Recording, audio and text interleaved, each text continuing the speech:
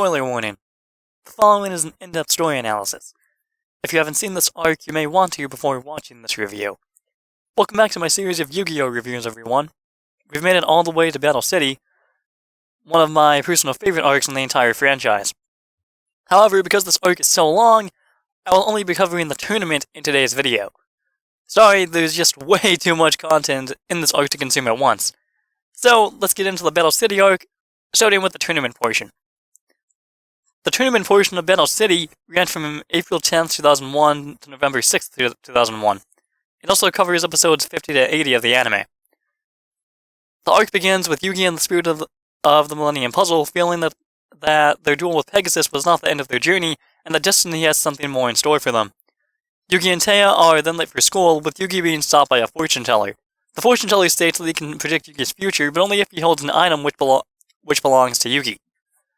The fortune teller then makes off with the puzzle, leading Yugi into a warehouse where the two duel for it. About halfway through the duel, Yugi realizes that his opponent is Bandit Keith, who was thought to have died at the end of Duelist Kingdom.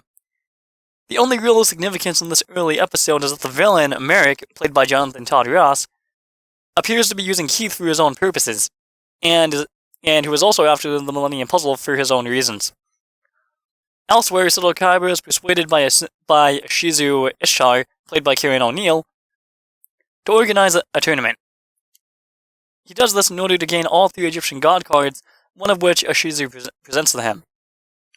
These god cards are presumably the most powerful cards in all of Duel Monsters, which is why Kaiba wants them. In order to get them, Kaiba creates an anti-rule in the tournament, a rule which states that the winner of a duel could take the rarest card from the loser's deck, although in the Japanese version it was any card of the winner's choice. Tournament participants each received 1 locator card, and in addition to the anti-rule, the winner of a duel was entitled to take 1 locator card from their opponent, with the losing duelist being eliminated if they had no locator cards left. Although in some duels, duelists wagered multiple anti-cards or locator cards. It wasn't clarified what would happen in the case of a draw, probably because we never really had one. The first 8 duelists to obtain 6 locator cards moved on to the Battle City Finals, but we'll tackle that part of the arc next time. The duel discs, which are also presented to each participant, allow Kaiba to monitor each duel by communicating with the satellite in order to track the progress of all the duelists.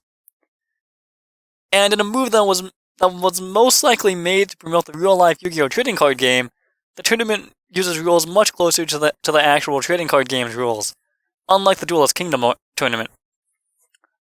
The most significant difference from the real-life trading card game, though, is that duelists begin a duel with 4,000 life points as opposed to 8,000. In the Duelist Kingdom arc, the duelist started with 2,000 life points. This change is mostly made for the purposes of brevity. There are also other minor differences, such as being able to summon monsters in face-up defense position rather than having to set them, and fusion monsters not being able to attack during the turn on which they are summoned. From this point on, almost all duels in the franchise follow these rules, except for the restriction on fusion monster summoning and attacking. Anyway, so the tournament begins.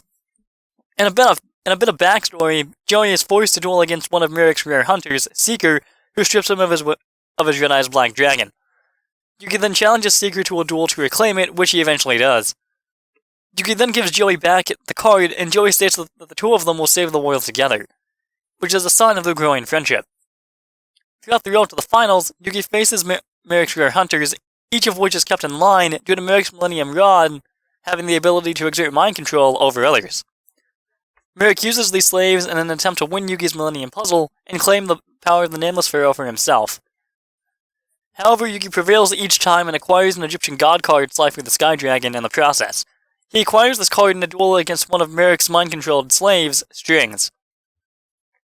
Yugi earned his final 2 locator cards in a tag team duel with Seto Kaiba, also too short of a complete set of locator cards at this time, against the massive Light and Darkness, or Lumis and Umbra in the dub. First in an alleyway, and then atop a skyscraper, with the losers of the duel plummeting deep into the Shadow Realm, although it was to their deaths in the Japanese version. It was difficult, but Kaiba would finally work together with Yugi and help each other out. Ultimately, Obelisk the Tormentor was summoned by Kaiba, and they defeated the duo. In a desperate move to take the power of the Nameless Pharaoh for himself, Merrick attempts to capture Yugi's friends. Although he fails to capture Tristan and Joey's sister Serenity, thanks to Duke Devlin and his dice. Merrick does, however, manage to capture Joey and Taya and forces Yugi to duel against his friend, in which both are tied to an anchor, and the loser would drown from the anchor falling into the water, which is a rare instance in which death is mentioned in the dub. So, go Forkins, I guess. However, Joey managed to rid himself of Merrick's mind control when he declines to take his own red-eyed black dragon from Yugi's hand, and Yugi summons the dragon, making Joey remember both his promise to help Yugi as well as his favorite card. Merrick becomes very angry at the hesitancy of Joey and decides to take over Joey's body, but Joey is able to force Merrick out. Joey plays to a draw, and both players' keys are released, which unlock their shackles. Joey frees Yugi, but before he can free himself, he plummets into the ocean, where he is saved by Serenity. This is probably the only penalty game in the entire Yu-Gi-Oh! Series to not be censored by 4Kids in the form of a shadow game.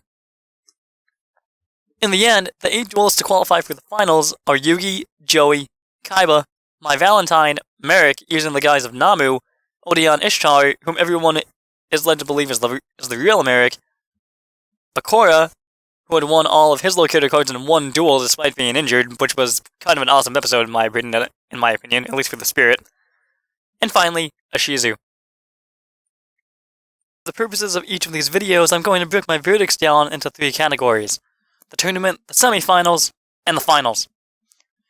For this particular part, though, I'm going to give the tournament portion a 4.5 out of 5 stars. This part of the arc further enhances Yugi and Joey's friendship that's been building since Duelist Kingdom. It introduces the dual disc system, which looks really freaking cool, if I might add, and it also elaborates a little bit more on the Pharaoh's past. But don't worry, we'll learn a lot more about the Pharaoh's past as we delve deeper into the franchise. Join me next time for the second portion of the Battle City arc, the semifinals. Take care, everyone. God bless. Bye-bye.